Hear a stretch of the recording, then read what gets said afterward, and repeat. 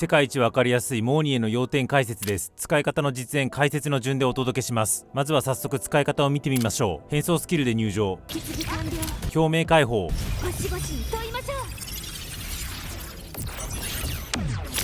表明スキル、通常攻撃ボタン押しっぱ、音外スキル、収装スキルで交代。これで OK です。それでは使い方の解説です。モーニエの動き自体は超シンプルで大きく3ステップ。表明解放を打つ、表明スキルと通常攻撃でゲージを貯める、強化銃撃を打つ、終わりなんですが、前回導入された新システム共和破壊のせいでちょっとややこしい部分があるんで順を追って紹介します。まず変装スキルで入場するとモーニエが宙に浮いてそれっぽい領域展開というか、フィールドを展開してくれます。幾何学的な模様が左右に表示されるのが目印ですね。このフィールド内にいる味方は HP の継続回復などのいろんなメリットを得ます。もし変装スキルで入場できなかった場合や戦闘モーニエからスタートする場合はこの浮いてフィールド展開するモードから始めらんないので、その場合は通常攻撃3回でオレンジゲージを貯めた後、通常攻撃ボタン長押しで強化銃撃を使うとこの浮いてフィールド展開のモードに入れるのでそうしましょう。続いて共鳴解放を発動するとこのフィールドが強化され、さっき言った HP 継続回復の効果が上がったり防御力アップといった新たなバフを得ます。この強化されたフィールドを展開すればモーニエの仕事の1つ目は完了です。続いてもう一つの仕事に入ります。共鳴スキルを使ってから通常攻撃ボタンを長押しすると紫ゲージを貯めつつそれを消費して強攻撃を打ってくれるところまで自動でやってくれます。ちなみに実際の動きとしては共鳴スキル、通常攻撃3回、強化銃撃、これを順番にしてくれてる感じです。で強化銃撃を当てると敵にめちゃくちゃ分かりにくいなんか白い線みたいなエフェクトが付与されます。大事なエフェクトではあるんですが、ガチャガチャ動く実戦で線ついたか気づくの難しいので、とりあえず強化銃撃まで打っとけば OK です。そこまで来たらモーニエの2つ目の仕事も完了。余ってる音外スキルを適当に発動し、さらに収装スキルを使ってチーム内キャラに 25% の全ダメージブーストを付与するという雑に強いバフをばらまいて退場すれば終わりで、最後につけた白い線は何なんだって話なんですが、この白い線をつけただけでは何も意味がありません。しかも現状では輪廻がいないと全く意味をなさない線で、白い線がついた状態で輪廻を適切に運用した時だけめっちゃ強い効果を発揮する感じです。じゃあ何をすべきなのかというと、行為自体は簡単。白い線ついてる相手に輪廻が進撃強和でも密集強和でもどっちでもいいからうんちゃら強和オフセットを付与してから輪廻でも誰でもいいんで強和破壊するとうんちゃら強和インターフェア状態になって、このインターフェア状態になった瞬間白い線効果で8秒だけよだめが爆増するっていうものです。はい。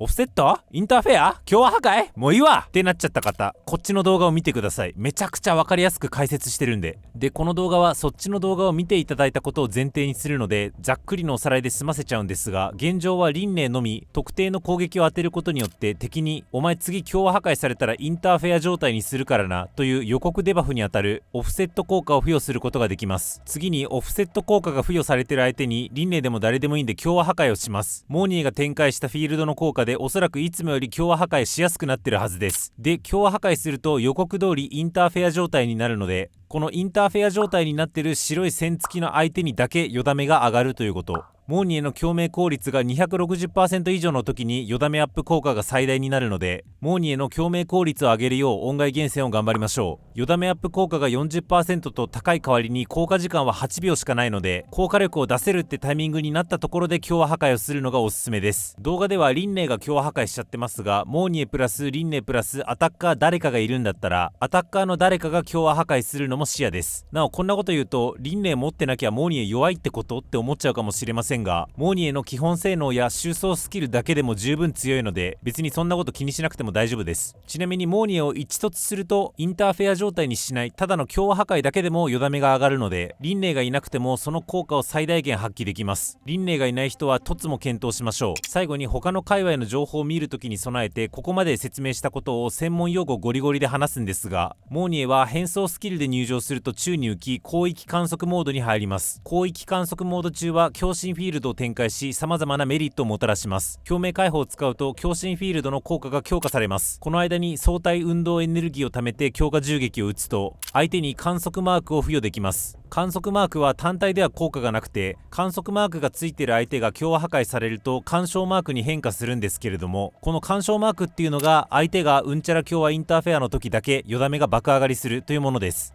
って感じ。これら専門用語は覚えなくていいんですが、自分でスキル説明を見る時もあるだろうし、ご紹介しました。最後に一つだけモーニエの便利能力をご紹介。モーニエが共鳴スキルを使った後60秒の間、味方は1回だけ戦闘不能になるダメージを受けても戦闘不能を回避してくれます。ショワキーパーなどに続く久々の戦闘不能回避能力を持ったキャラであり、個人的には初心者にうってつけの能力です。モーニエは結構おすすめします。モーニエの使い方の解説は以上です。なお、おすすめ音楽とか育てるスキルの優先度はせっかくゲーム内の攻略サイトに記載があるんだからそっち見ようの精神で割愛します。いかがでしたでしょうか。名調界隈の攻略動画はパワポとか数字とか使ってどちゃくそ丁寧に作られており、好きなキャラをいい感じに使えるようになりたいだけなんだよなという私みたいなライト勢にはちょっと味が濃すぎる印象があったので、伝える範囲や深度を私なりに厳選してライト勢向けに動画を作りました。こんな感じでリナシータ編以降の全キャラ紹介してますし、今後実装するキャラについても基本的に同じようなあっさり味の攻略動画を作ってまいります。今回のキャラの使用感、動画への忌憚のないご意見感想をお待ちしております。今後作成する解説動画もお見逃しのないようチャンネル登録よろしくお願いします。作成した動画の速報は X で行います。そちらもフォロー何卒お告げなし。